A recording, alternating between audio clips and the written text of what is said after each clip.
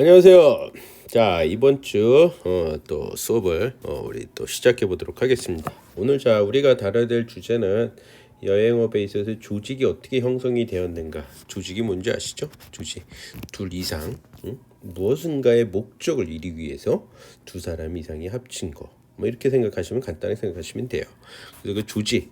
근데 이제 여행업의 조직. 일반적인 뭐 제조업 공장, 뭐 삼성전자 같은 제조업이라든가 이걸 떠나서 이제 여행업, 그러니까 서비스죠.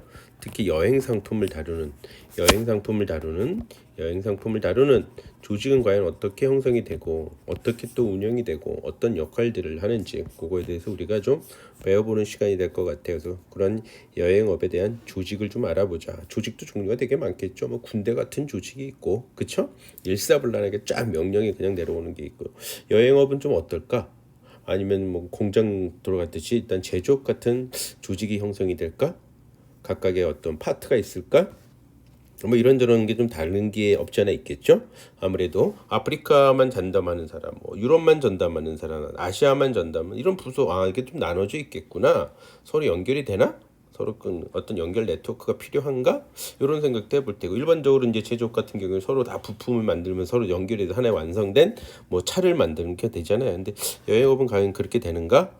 뭐 이런 거 좀 한번 생각해 볼 만 하겠죠.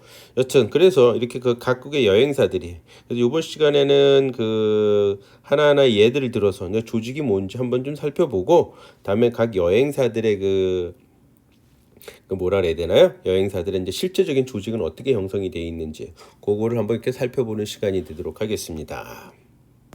그래서 우리가 다뤄야 될 건 정확히 이제 뭐냐? 조직의 역할이라고 할 수 있죠. 조직의 역할 혹은 조직의 기능, 이런 것들을 좀 다뤄보게 될 거고요. 근데 종류는 또 아까 얘기했듯이 군대 같은 라인, 그걸 이제 라인 조직이라고 해요. 군대 같은 조직이 있는지, 뭐 또 파트별로 나눠져 있는 직계 조직, 라인 조직이 직선 같이 라인이 직선이잖아요. 그런 조직은 그게 또 병렬로 그래서 따로따로 분리되어 있는 이런 게 있는가. 그다음에 이제 여행업에 종사하는 그 종사원들의 어떤 인사 관리는 어떻게 이루어지는가. 그렇겠죠? 조직에 따라서 다른 아무래도 인사 관리가 있겠죠. 그다음에 종사원들의 분류와 더불어서 그 여행중 종사 그들의 어떤 직무 해야 될 일들은 또 무엇인지, 이런 것 같이 좀 살펴보면서 또 전반적으로 여행업의 이제 경영 관리는 어떻게 이루어져야 되는가, 이렇게 좀 아무래도 이제 기초니까 너무 깊게는 안 들어가고 무엇 이런 것이 있구나, 이런 거를 좀 전반적으로 좀 살펴보는 시간이 될 것 같습니다. 자, 우선 조직이 뭘까요? 조직이란 뭘까? 조직을 만드는 이유는 또 뭘까요? 조직이란 무엇이고 조직을 만드는 이유는 뭐라고 생각해 하십니까, 여러분들은? 무슨 일인지 혼자 사는 일은 한계가 좀 있겠죠. 그래서 어떤 목표를 달성하기 위해서, 그 조직의 어떤 단체의 목표를 달성하기 위해서 분업, 그다음에 통합, 힘을 합칠 땐 합치고 서로 전문 분야는 분업도 했다가 그런 활동 체계를 갖춘 사회적인 소셜 유닛, 완전히 그 백과사전 스타일의 정의를 내려봤습니다. 그래서 일단은 첫째 이제 뭐 키워드는 공동의 목표를 달성하기 위한 거가 이제 저기겠죠. 가장 큰 키워드죠. 거기서 이제 분업, 그러니까 일을 갖다 나누겠죠. 직무를 갖다가 그런 체계를 갖춘 사회적인 단위다. 그래서 조직이다라고 보시면 된다라는 거죠. 조직이란 담당 수행자가 각 직무의 어떤 상호 간의 관계가 이제 규정이 돼야지 어떤 통합할 때 통합도 해야 되니까. 그래서 그렇게 직무 및 각 직무의 그 상호 간의 관계를 갖다 규정을 해 놓은 것이 조직이다라고 보시면 되겠죠. 조직 본질은 이제 그 목적 달성, 구성원의 직무를 확정을 시켜줘요. 직무를 갖다 완전히 확정을 시켜주는 거죠. 자기 직무를 갖다 무엇을 해야 되는지를 정확히 알려주고 거기에 따른 권한도 주고 책임도 준다 이거예요. 할 일을 주면서 권한과 책임을 동시에 주는 거죠. 너는 이거를 해야 돼. A라는 일을 해야 돼. 그 대신 이러이러한 권한을 줄게. 그리고 그걸 너는 마감을 해야 돼. 이런 식으로 이제 해준다라는 거죠. 그런 식으로 이제 하게 되는 거. 그다음에 이제 그 각 직무간의 상호관계를 합리적으로 편성하는 거. 상호관계를 합리적으로 논리적으로 편성하는 게 경영의 본질이다. 된다라고 보시면 되겠죠. 경영 조직이. 근데 이런 조직은 이제 좀 변했어요. 어떤 식으로 변했냐? 그럼 전통적으로는 어떻게 됐냐? 전통적으로는 A라는 학자도 마찬가지 기업의 목적 달성하기 위하여 직무와 사원 간의 관계, 지금 얘기했듯이 그런 관계거든요. 알렌이라는 학자도 마찬가지로 책임과 권한을 주고 그 직무의 성격에 맞춰서 상호 관계를 형성하는 건 이런 관계란 말이에요. 주로 전통적인 것은 뭐냐? 상호 관계다. 서로 간의 관계를 갖다 중시했다. 그럼 관계가 키워드가 되겠죠. 그럼 상호 간의 관계를 주기 위해서는 직무를 정확하게 해줘야 되는 점, 확정해줘야 되는 건 넌 무엇을 해야 되는지 거기에 따라 권한을 갖다 배분을 해준다. 그러니까는 각 구성원의 직무, 할 일과 거기에 따른 권한을 딱 정해준다 이거죠. 그러면서 관련된 일 관계를 갖다가 같이 중시한다, 해주는 것이 전통적인 거다라고 보시면 될 것 같아요. 그럼 근대적인 건 뭐냐? 버나드라는 학자에 의한다. 의식적 조종된 행동의 체계. 여러분 행동의 체계. 사람들은 진짜 보는 게 아니라 행동은 뭐예요? 액티브잖아, 액티브. 행동. 공동 목표를 달성하기 위해 인간에 의식적으로 모아놓고 그 목표를 달성하기 위하여 행동을 의식적으로 조종하는 체계다. 행동을 의식적으로 조종한다. 그 행동의 체계를 본 거예요. 행동에. 사람들의 집단이 아니라 그냥 행동의 체계로 보기 시작했다는 거죠. 그러니까 전통적인 건 다소 좀 정태적으로 봤다라면 근대적 지나면서부터 동태적으로 본다. 그러면서 이제 중요한 게 뭐냐? 적응성, 유연성이 중요하다. 지금 뭐냐면 사회가 어떻게 가만히 있는 게 아니라 변화하죠. 주변의 환경이 변화하니까 근대에서 와서 넘어서 봤을 때는 그 변화하는 사회에 적응하고 거기에 적절하게 유연성 있게 행동을 해줘야 되겠구나. 그래서 행동이 더 중요하다라는 거죠. 그래서 행동적인 체계를 더 중요시했다. 단순히 전통적인 거는 각 구성원들의 서로의 관계를 형성시켜주는 거죠. 직무를 갖다 주고 나서 그런 관계를 형성시킨다라고 보시면 된다. 그러나 현대 근대 지나면서부터는 그 동태적으로 그래서 행동에 좀 더 키워드를 주고 그다음에 이제 주변 환경에 적응하고 유연성을 중시 여기고 있다라고 보시면 될 것 같아요. 이 정도로 그냥 조직의 그 원론적인 얘기는 잠깐만 하고요. 일단 여행업으로 가보게 되잖아요. 이런 여행 조직은 뭐냐? 기본 요소 정도만 우리가 살펴볼까요? 기본 요소. 가장 조직을 이루려면 기본 요소는 뭐가 있을까요? 조직을 한다. 지금까지 조직의 개념을 좀 봤잖아요. 그럼 키워드가 맨 처음에 뭐였어요? 목적 달성이었죠. 공동의 목적이 있어야 되겠죠. 그냥 목적이 아니라 각 구성원들의 목적이 필요하다. 목적이 없으면은 조직을 만들어낼 이유가 없죠. 그걸 달성하기 위해서 만들어진 게 조직인데, 그러니까 즉 조직이 만들어지려면 목적이 있어야 된다. 그리고 각 구성원들 간에 뭐예요? 각 구성원들 간에 뭐가 필요해? 의사소통 같은 게 필요하겠죠. 커뮤니케이션, 의사소통. 커뮤니케이션이 필요하다. 의사소통이 이루어져야 되는 거죠. 그러면서 어떻게? 협업이죠. 협동. 협업을 해야 된다는 거죠. 협업. 그래서 공통의 목적을 달성을 해야 된다. 그래서 공동의 목적이 있고 각 구성원들의 의사소통 커뮤니케이션을 통해서 협동의 의욕을 가지고 공동의 목적을 달성한다. 그래서 이 세 가지가 조직의 가장 기본 요소다라고 생각을 하시면 될 것 같습니다. 기본적 조직을 이루기 위한 기본적인 요소가 이렇다라고 생각하시면 될 것 같아요. 자, 근데 이 조직에서 이제 경영 조직은 뭐냐? 경영 기업의 하나의 활동체로서 일정한 목적을 달성하고 합리적으로 운영하기 위한 각 담당자 구성원들이죠. 밀접한 경영을 필요한데 이 결합의 형태. 밀접한 결합이 필요하다면 협동이 필요하단 말이야. 서로 관계를 만들어서 그래서 그런 결합이 필요한데 이 결합의 형태를 경영 조직이라고 하고 이런 경영 조직은 경영체의 조직이라고 말을 하면서 인적 자원과 물적 자원, 정보적 경영 자원 같은 유무형의 경영 자원을 구성 소요 요소로 가지고 있다. 그러겠죠? 이 정도 그냥 이렇다 정도 생각하시면 되고, 근데 이걸 시스템적으로 보고 있어요. 근데 시스템 같은 경우는 개방 시스템이 있고 그다음에 폐쇄 시스템이 있겠죠. 폐쇄 시스템은 주변의 환경에 하고는 따로 논다.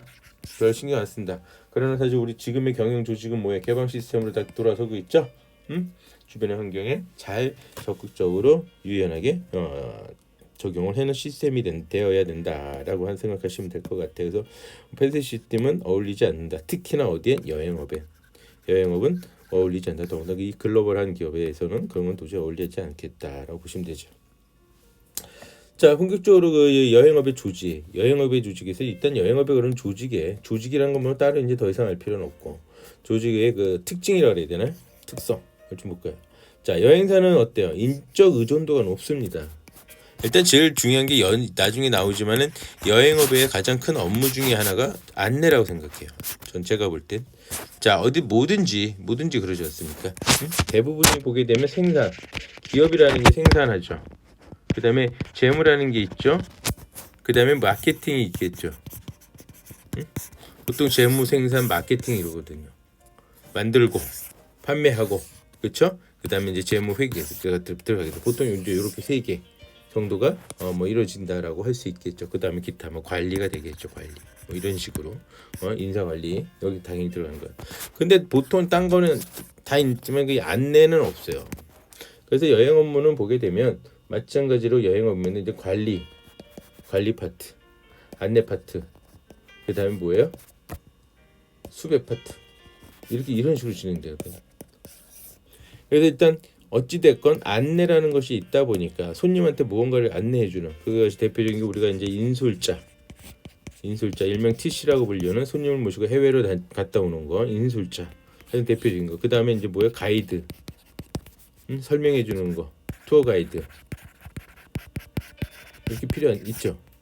안내 가장 대표적인 겁니다. 안내가 가장 대표적인 거. 그래서 어찌됐건 여행사는 인적 자원 의존도가 되게 높다. 그래서 사람에 의해서 이루어지고 여행객에 의해서 존재를 하며 여행사의 성공도 사람한테 달려있어. 결국엔 사람한테 손님, 고객도 사람이고 운영하는 것도 사람이고 하다 보니까 결국엔 사람의 인적 자원 의존도가 가장 높은 산업 중에 하나다라고 보시면 되죠. 안내를 가이드나 인솔자를 AI가 할 수는 없거든요. 그건 앞으로도 그럴 거라는 거죠.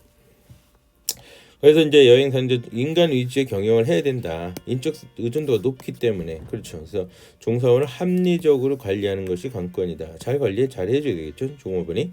그다음 이제 여행사는 다양한 환경과 변화에 적절히 대응해야 된다. 적절히 대응하는 수밖에 없는 거예요. 그 상황이 그게 좋은 거든 나쁜 거든 적절하게 대우를 해줘야 된다. 적절하게 대응을 해야 된다. 라고 보시면 될 것 같습니다. 그래서 이상적인 경영 조직은 경영 활동을 해나갈 수 있는 것 적절하게 그래야지만 기업의 성장과 발전을 따라오게 된다. 구성의 방향은 고객을 지향성이죠. 당연히 인적 판매니까 무형의 상품을 판매를 하고 있으니 대인관계가 되게 중요하다. 다음에 조직이 점점 감소화되고 있어요. 이제 관리 파트 쪽, 소위 얘기해서 예약 파트 쪽, 수배하는 쪽 이런 쪽이 점점 뭐 AI가 됐든 뭐가 되든 저기 효율적으로 좀 더 운영되고 결국은 안내만 빼놓고는 조직을 점점 감소시키고 있는 거다. 단위 특성별 조직 만능 체계 마련된다. 독자적인 조직 경영진다. 조금 있다가 이제 저 조직 구조를 우리가 좀 볼 건데 거기에 보게 되면 그 각 기능별로 해야 될 일들 정확하게 운영 체계를 마련해 줘야 된다. 영업 부분의 조직의 우선이어야 된다. 자, 저는 저 같은 경우에는 영업은 조직의 꽃이라고 저는 주장합니다. 그 회사의 꽃입니다. 영업이 없으면 모든 게 다 안 돼요. 그래서 요건 제 사적인 거지만은 가급적이면 난 저는 영업부를 좋아해요. 영업에 대해서 나를 찾는 고객들이 많아지게 되면 뭐 이런 얘기하면 뭐하지만은 내가 나중에 뭘 차렸어. 그럼 그 사람들이 나한테 오겠죠. 고객들이. 나한테 올 거예요. 내가 나랑 관계를 끈적끈적하게 잘 갖고 다니고 저기 관리를 잘 했으면은. 그렇기 때문에 영업부가 결국에는 무언가를 변화를 끼얹힐 수 있는 부서의 쪽에도 있다. 그렇기 때문에 난 가급적이면 영업부에 들어가는 것은 어떠냐? 난 더 좋다고 생각을 한다. 근데 일반적으로 영업부 그러면 이제 막 세일 다니고 이런 게 힘드니까 싫어하는 경우가 되게 좀 많이 봤는데 좀만 지나면 참고 잘 견디면 오히려 본인을 찾는 고객들에 의해서 더 힘을 얻고 또한 누구 눈치 안 보죠. 내가 영업력이 높으면 오히려 이제 회사에 좀 어떠한지 내가 영업력이 높으면 나갈까봐 엄청 챙겨줍니다. 그 때문에 저 같은 경우엔 제가 추천한다면 이왕이면 영업부로 들어가라. 영업부에서 일하는 것도 나쁘지 않다라는 말을 들을 수 있습니다. 다음 이제 동기부여 지속적인 교육 사업이다.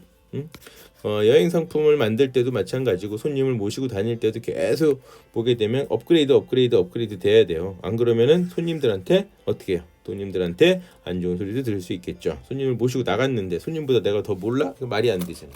그렇죠? 그런 것들 때문에 꾸준히 교육을 해두고 동기부여도 계속 해줘야 된다. 이거면 동기부여야 뭐 여행업만이 아니라 조직을 운영하는 사람이라면 꼭 필요한 거가 되겠죠. 그래서 이렇게 동기부여과 지속적인 교육 사업이 방향성을 여행업의 조직이 앞으로 어떻게 나아가는 게 좋겠냐. 고객 지향성으로 가져야 되고 조직은 감소화시켜야 되는 거고 단위 특별에서 조직 운영 개편적인 그렇죠. 기능부별로 사업부별로 다음에 영업은 당연히 중요하다라는 거. 영업을 아주 집중 투자를 해야 된다. 다음에 동기부여나 지속적인 교육 산업도 마찬가지 따라가 줘야 된다라는 말씀을 드립니다.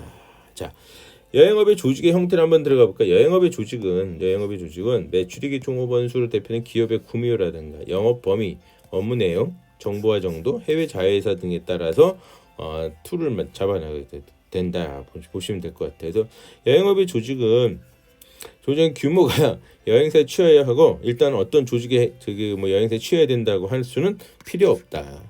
그럴 필요 없다. 여행업은 개방 시스템으로서 주변 환경에 적절하게 유연성 있게 잘 대응을 해야 된다. 그래서 여행사는 이제 인적 구성 시스템을 중심으로 운영해 나가야 되는 거죠. 그래서 자세히 적합한 조직 구조를 찾아내야 돼요. 그러나 일단 여행업은 부문별, 기능별이에요.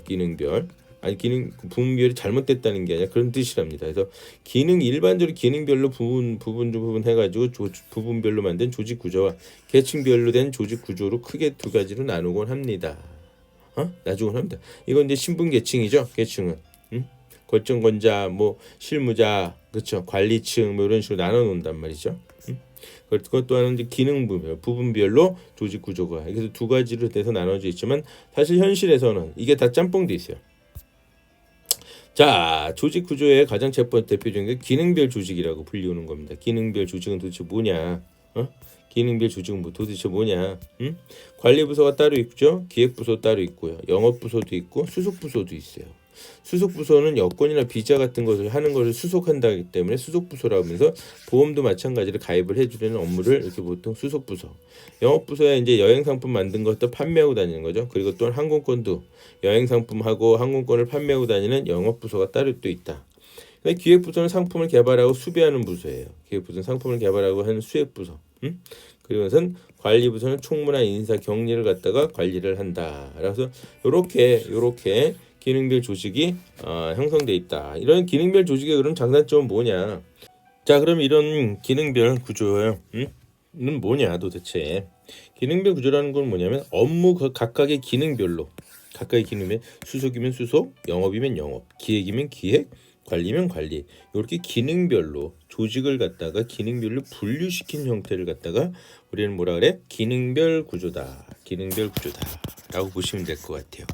기능별 구조다라고 보시면 되겠다. 그래서 이렇게 업무를 갖다가 업무의 기능별로 아래에 봤듯이 관리부서, 기획부서, 영업부서, 수속부서.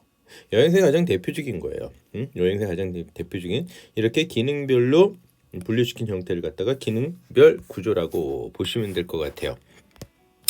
자, 그렇다면 이거의 장단점이 있을 게 않습니다. 장점은 뭡니까? 자기가 맡은 업무만 수행하는 거야. 각 기능 내가 관리부서니까 난 관리 업무만 하면 되는 거야. 수행하기 때문에 어떻게 전문성 이 관리에서만큼은 나의 전문성을 가지고 있고 그다음에 잘 처리하니까 효율성도 생산성이 높죠. 그것만 내가 하고 있으니까 전문적으로 하고 있으니까 그러니까 극대화시킬 수 있는 이런 장점을 가지고 있는 것이 기능별이다. 라고 생각하시면 돼요. 기능별이다. 단점은 뭐냐 그러면 부서 간에 관리부서 애들은 기획부서 하는 일을 잘 몰라요. 기획부서 애들은 또 영업부서 하는 애들 잘 몰라. 영업부서는 기획부서가 어떻게 돌아가는지 모르겠고 그러다 보니까는 많이 싸우게 돼요. 이거 해달라는데 왜 안 했냐고. 이거 예를 들자면 영업부서에서 이제 영업이 됐어요. 손님이 예약을 했단 말이야. 빨리 예약을 하라 그래야겠죠. 수배거니까는 기획부서가 수배를 봐야 되잖아요. 그러니까는 예약을 했는데 그거 천천히 되잖아. 내 방 잡아주면 그러나 손님은 호텔 잡았냐고. 걱정하지 마세요. 란 말밖에 못해요. 어떤 호텔이 됐는지 아직 왜 기획부서에 수배를 안 해주니까. 그러나 기획부서 애들은 잡아놓을 수 있을까 걱정하지 말라고. 그렇게만 얘기한단 말이에요. 기획부서에서. 그래서 제가 이렇게 많이 싸웠어요. 저도 영업부 출신이거든. 영업부 출신인데 그렇게 해서 많이 싸우게 되는 거예요. 그러니까 수배하는 부서하고 자꾸만 투닥 항공은 잡았는지 호텔은 잡아놨는지 걱정이 되기도 하잖아요. 손님은 자꾸 요청 들어오고 이상 없냐고. 걱정하지 마시라고 웃으면서 속이긴 했지만은 막상 수배팀에서 잘 하고 있는지 걱정되는 거죠. 또 한 대 또 여권에서도 손님들이 이제 여권 만들고 비자 만들고 제가 처음에 들어갈 때는 여권은 여행사에서 만들었어요. 지금은 개별적으로 다 만들죠. 여행사들이 못 만들어줍니다. 왜? 지문이 들어가고 막 이러다 보니까 예전엔 지문 홍채 이런 게 안 들어갔거든요. 그러니까는 여행사다 만들다 보니까 여행사 지금은 이제 찾는 건 가능하지만 여행사 못 만든다. 그러니까 여권은 만들어졌는지 여권은 만들어놨는지 얼마나 신경 쓰이겠어요. 그렇죠. 그런데 게다가 티격태격 기능별로 이렇게 싸우게 된다. 근데 부서 간의 협조가 어렵다. 게다가 최종 결과에 대한 책임 소재가 불분명하다. 뭔가 잘못됐으면 어디서 잘못된 건지 이럴 수도 있다라는 거죠. 다음에 이제 라인 구조입니다. 라인 구조. 라인 구조는 뭐냐? 라인 구조 영업 1가, 영업 2가, 영업 3가 하나의 라인이 형성된 거 그냥. 영업부 밑에 영업 1가, 영업 2가, 영업 3가. 하나의 선이 좀 돼 있는 거죠. 마치 그 군대 같은 경우도 군대 같은 라인 조직이라 그러는데 일부대 일중대 저기 뭐야 군대 그렇게 돼 있잖아요. 왜 다 저기 뭐죠? 사단 있고 뭐 다음에 이제 그 연대가 있고 그 다음에 이제 대대가 있고 다음에 중대가 있고 이러다 보면 이 대대 밑에 1중대 2중대, 3중대 이런 식으로 돼 있거든. 그러니까 영업 1가, 영업 2가, 영업 3가 이런 식으로 돼 있다. 얘는 하는 일이 똑같아요. 얘도 똑같고 얘도 똑같고 얘도 서로 하는 일이 똑같아. 아까 기능별로는 서로 다 하는 일이 다르죠. 그러나 영업 1가, 영업 2가, 영업 3가는 다 하는 일이 다 동일하다. 그런 식으로 돼. 하나의 라인이 이렇게 형성돼 있는 거예요. 그래서 라인 건데 군대가 마치 1중대가 2중대, 3중대듯이 이런 식으로 돼 있다. 라고 보시면 돼요. 그래서 이러한 것은 뭐냐 전통적인 여행사 경영 일반적으로 이렇게 많이 돼 있어. 저 또한 이렇게 운행을 하고 있습니다. 저도 이제 뭐 아시겠지만 여행사를 운영을 하고 있는데 이런 식으로 운행했다. 요거는 비교적 규모가 작은 여행사, 비교적 규모가 한 10명 미만 뭐 이런 식으로지만 그런 식으로 이제 그 생각해 보시면 될 것 같아. 근데 이거의 장단점은 뭐냐? 장점은 명령 교통이 일원화가 돼 있어요. 그러니까 이 안에 영업 1가면 영업 1가 이 안에 다 있는 거야. 뭐가 다 있다? 아까 관리부서 있고 수배부서 있고 뭐 이런 게 다 알아서 있는 거예요. 그러다 보니까 일원화가 원칙이 잘 된다. 명령 딱 내리면 다다다닥 마치 군대처럼. 그러니까 아까 군대 조직이 라인 조직이라 그래요. 군대처럼 일원화의 그 원칙은 잘 추진이 되지만 어떻게 해요? 기능을 분화하게 된 전문성이나 이런 것에서는 떨어지는 거예요. 살짝. 응? 전문성이 떨어지는 거야. 폭넓은 업무 기회가 제공되기 어렵다는 거죠. 여행사 직원의 전문 지식 습득이 어렵다라는 거예요. 그래서 저 같은 경우에 이제 이거를 막기 위해서 어떻게 한다? 전 직원이 예를 들자면 항공 예약하는 방법이 달라요. 그건 공부해야 되거든요. 항공 예약하고 항공권을 발권하는 업무는 그래서 일반적으로 여행사들은 카운터 부서가 따로 있어요. 그러니까 수배 부서부 중에 카운터 부서 항공 예약만 하는 부서가 따로 있거든요. 그래서 그 친구들만 할 수 있어요. 그러나 저 같은 경우는 그걸 막기 위해서 어떠냐 이쪽에 있는 모든 직원들이 항공 예약을 다 할 수 있도록 교육을 다 시켜버렸어 아예. 그래야지 이상 없이 저게 버벅대지 않도록 일처리 자체가 이런 식으로 이제 그 단점을 커버할 수도 있었겠죠. 다음에 고객별 조직이에요. 고객을 상대로 하는 거죠. 그러니까 영업 일가에서 아까 이제 라인 조직에서 고객별로 이제 너는 개별 영업 일가는 개별 고객만 담당해라. 영업 이가는 그룹사, 기업, 일반 그는 소위에서 회사들 상대를 하라. 영업 3가는 뭐 관공서 협회, 공무원들 상대로 한다 이렇게 보시면 돼요.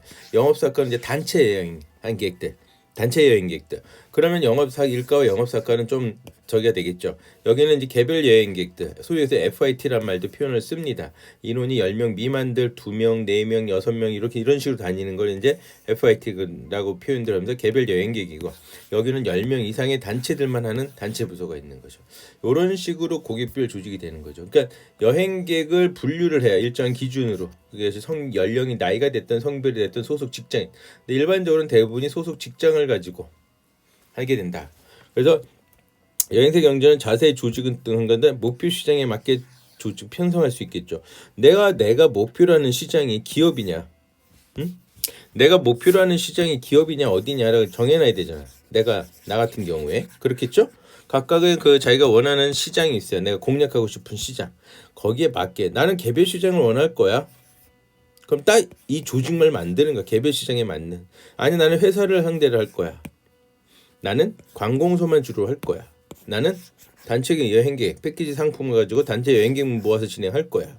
그러니까 즉 내가 타겟을 잡았던 시장에 맞게 조직이 편성이 가능하다. 그렇죠? 시장 즉 시장이 뭐야? 시장이 무언가를 교환하는 거죠. 근데 그 시장이 구성되려면 제일 중요한 게 뭐예요? 사람이잖아. 물건을 살 소비자, 물건을 구매 능력, 구매 저기 능력도 갖추고 있고 구매에 관심도 있고, 이런 시장 그런 게 있는 사람들이 있어야 되는 게 시장이잖아요. 그래서 그런 시장을 담았기에 조직을 편성이 가능하다. 다음 이제 지역별이죠. 여행 상품은 예를 들자면 여행 상품은 참 재밌는 게 지역이죠. 지역. 여행 상품을 분류한다면 지역으로 갖고 많이 분류해요. 아시아 상품 그렇죠. 아시아 상품 그렇잖아요. 유럽 상품, 미주 상품 안 그렇습니까? 아시아, 유럽, 미주, 뭐 저 남태평양, 아프리카, 중남미 뭐 이런 식으로 지역별로 돼 있잖아요. 그런 식으로 나누는 거 수도 있는 거예요. 그러니까 이런 지역별로. 근데 이 지역이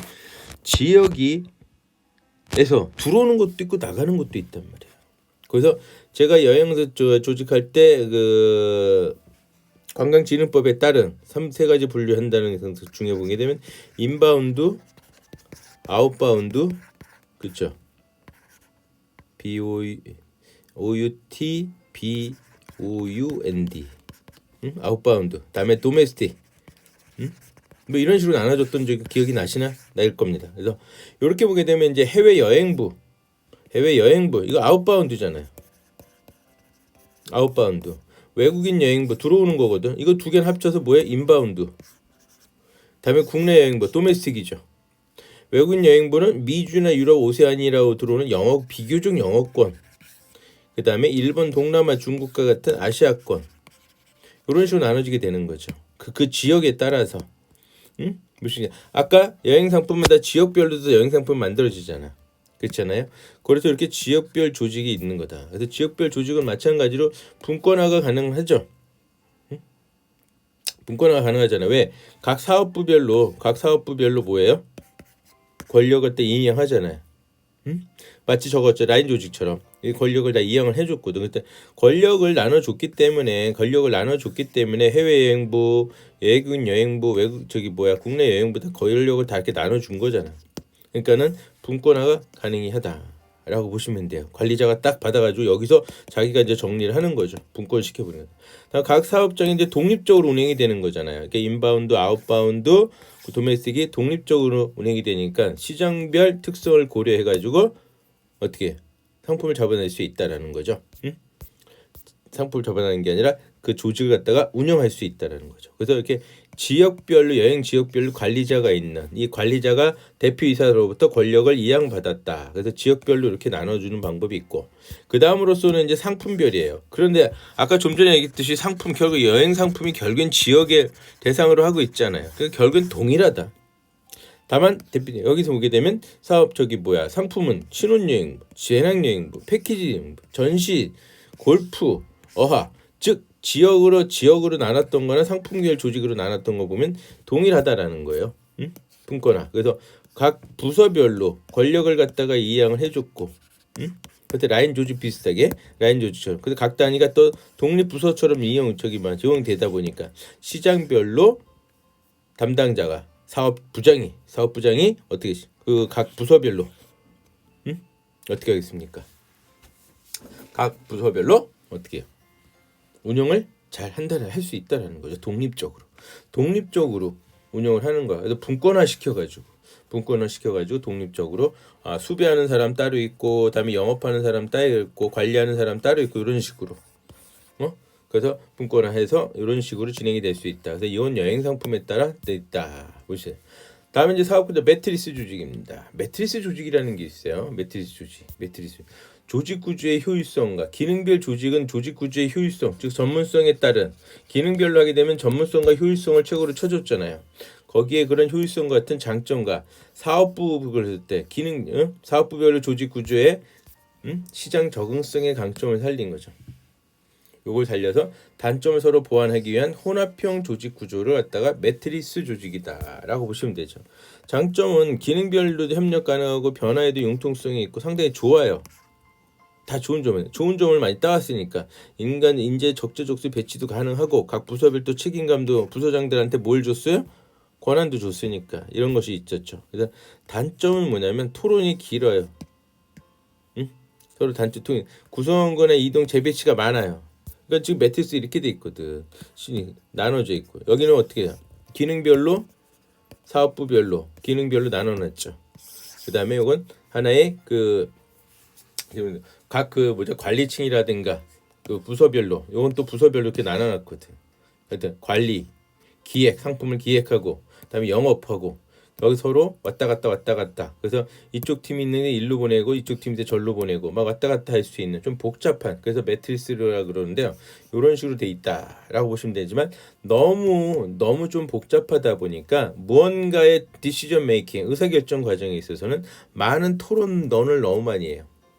누구 하나 저기 사람을 적재적소에 넣어놓으려고 그러지만 그걸 반대하는 사람도 있거든요. 왜 우리 팀에서 빼가 저쪽으로 가냐? 우리 지금 그 사람 없으면 안 되는데 이런 식이 돼버리게 된다. 그래서 그런 문제점도 가지고는 있다라고 보시면 될 것 같고요. 그런 게 이제 매트리스다. 복합적으로 매트리스가 이제 그렇게 돼 있고 그 다음에 이제 계층별로 이건 뭐 여러분 다 안다시피 계층 대표이사에 있는 경영층, 관리층 본부장이나 부장차장이 있는 관리층. 그 다음에 실무가 있는 과장, 계장 혹은 대리라고 불리는 실무층. 그다음 일반 사원의 사원 이런 식으로 돼 있죠. 다만 이 팀에 대해서 그 소위 계층별 조직은 계층마다 상하관계를 다 가지고 있잖아요. 이런 식으로.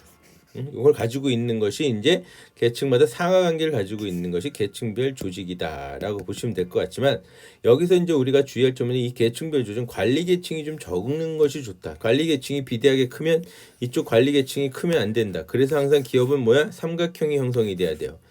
정삼각형이 경영돼야 돼. 이런 식으로 역삼각형이 되고 관리층이 왜 더 많으면 안 된다. 역삼각형 구조는 그렇게 보시면 됩니다.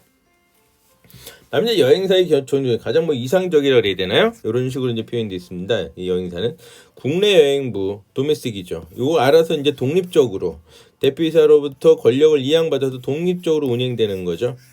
국내 여행부, 국제 여행부 이제 이게 인바운드고요. 해외 여행부 아웃바운드고. 요거 이제 관리 부서가 또 들어가 있고 각 기능별 부서가 돼 있다라고 보시면 돼요. 기능별로 이렇게 나눠놨잖아. 기능별로 나눴고 거기에 각각의 뭘 줬다? 권한을 갖다 이행을 했다. 그리고 이제 또한 해외 지사, 그렇지? 그다음에 또한 자문기구도 이렇게 하나 따로 만들어서 대표이사하고 연결을 할 수 있도록 그런 식으로 진행을 한 것이 지금 현재의 대부분의 여러분들이 알고 있는 하나투어, 모두투어 같은 회사들의 조직이다라고 보시면 됩니다. 자, 요거는 이제 그 하나투어의 조직표예요. 공식적인 조직표입니다. 하나투어의 공식적인 조직표인데 요거는 잠시 쉬었다 또 이어가도록 하겠습니다.